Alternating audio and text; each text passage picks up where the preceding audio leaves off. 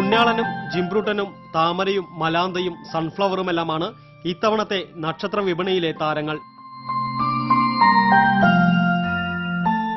രക്ഷകന്റെ വരവറിയിച്ച് വഴികാട്ടിയായി തെളിഞ്ഞ വാൽനക്ഷത്രത്തിന്റെ ദീപ്തസ്മരണയുടെ പിൻബലമാണ് നക്ഷത്ര വിളക്കുകളുടെ പുരാവൃത്തം.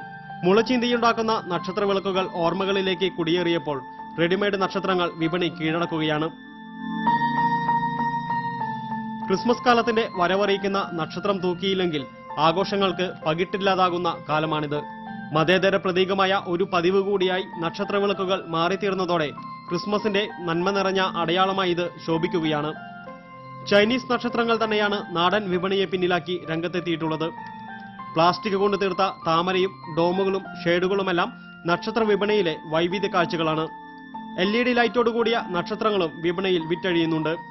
20 രൂപ മുതൽ 500 രൂപ വരെയാണ് നക്ഷത്ര വിളക്കുകളുടെ വില. ഡിസംബർ മാസത്തിന്റെ തുടക്കം മുതൽക്കേ പുതുമയുടെ നക്ഷത്ര ശോഭയോടെ ക്രിസ്മസ് വിപണിയിൽ നക്ഷത്ര വിളക്കുകൾ ഇടം പിടിച്ചിരുന്നു.